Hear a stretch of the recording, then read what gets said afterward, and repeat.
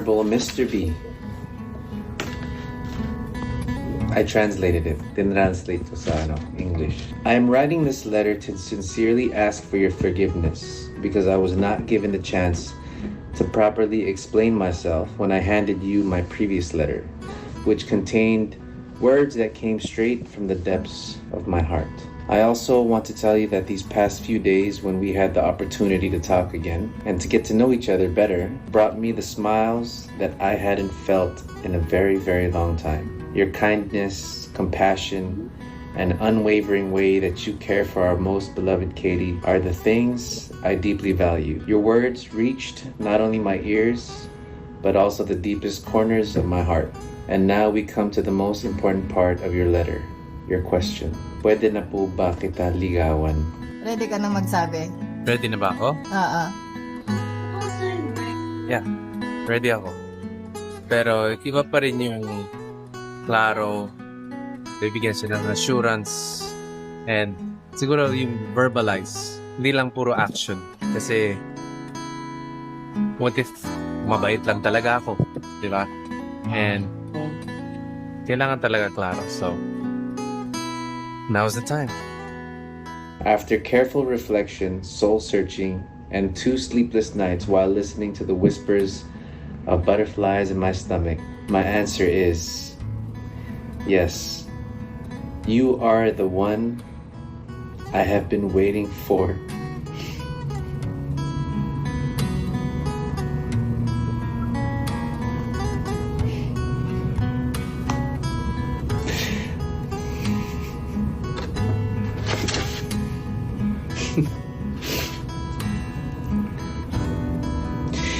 You are the one I have been waiting for to once again knock on the door of my heart.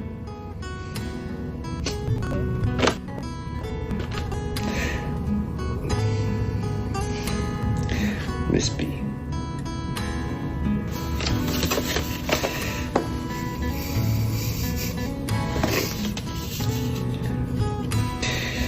All right, so it's official. Nililigawan ko na si Miss B, guys. I'm happy. Masaya ako. Grabe. Lately, iyak ako ng iyak. But this is a masayang iyak. So, ayan, guys. Nasagot na yung tanong. Nakuha ko na yung matamis niya. Oo. Miss B, thank you. She said yes. Di ba? Di ba, pare? Oh,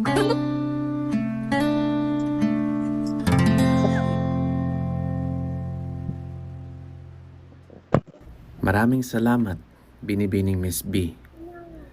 Pangako ko, araw-araw kong papatunayan na hindi ka nagkamali sa pagsabi ng oo. Love, Mr. B.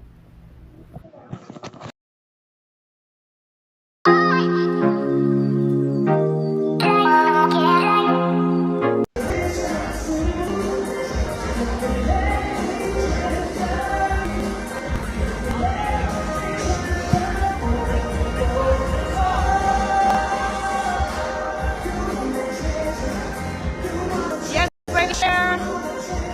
Go for it.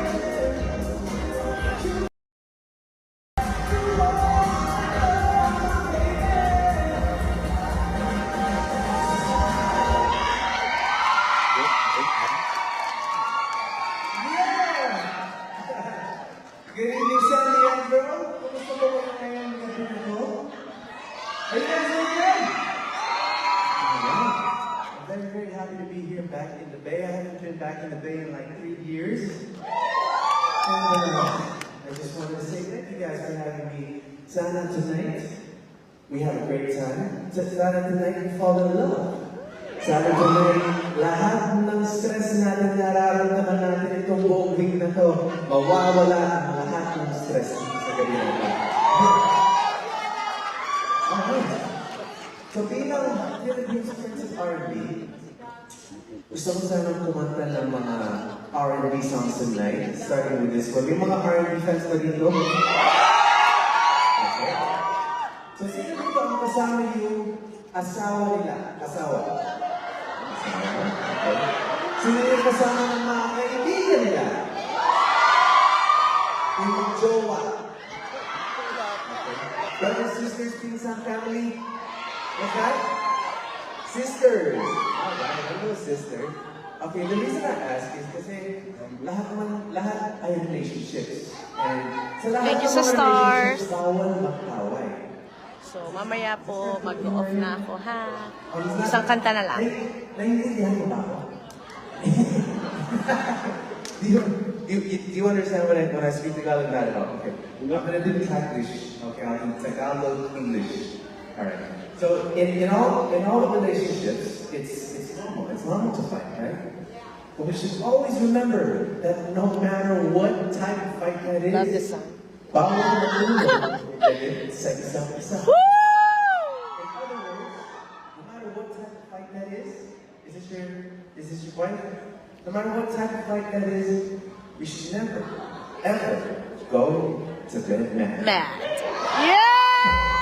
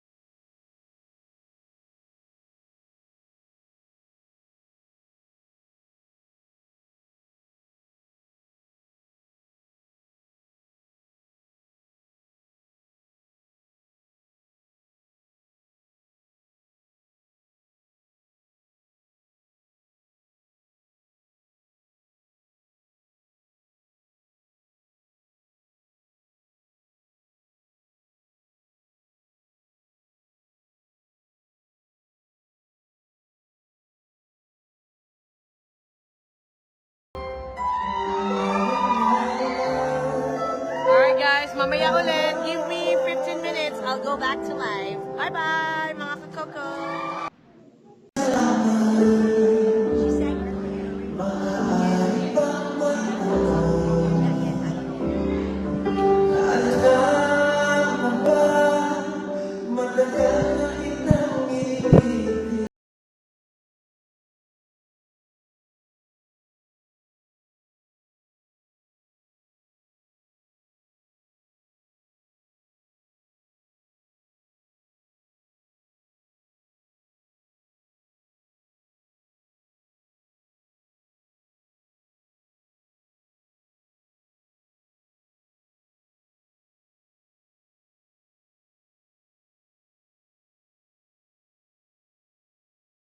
You guys ready?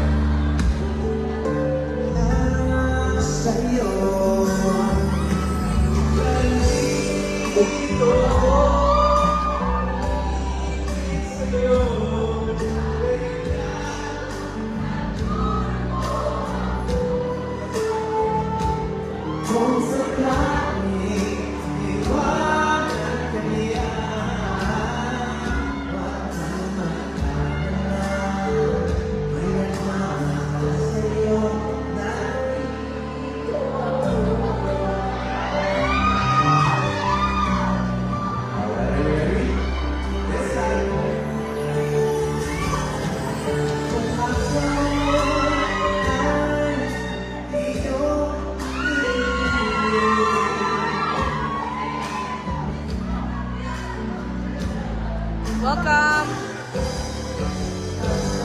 Paki-share lang po guys. Share, share, share.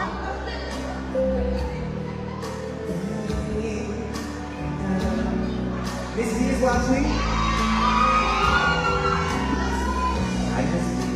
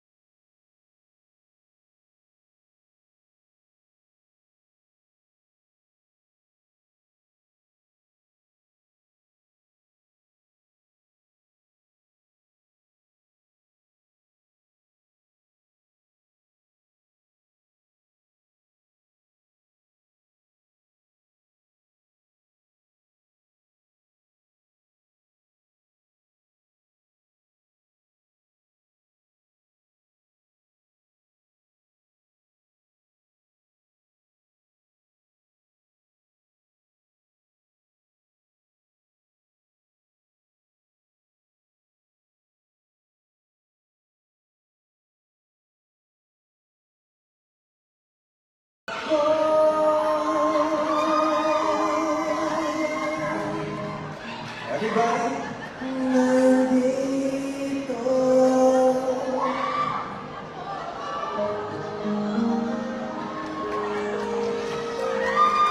Alright. You guys, maraming salamat. Diba? Ang ganda rin ng Pinoy kumanta. Alright, so at this point, I do have a couple of special guests. And I would love to introduce you guys to my special guest. I got one. It's I'm the Prince of R&B. Ladies and gentlemen, let's give it up for Prince!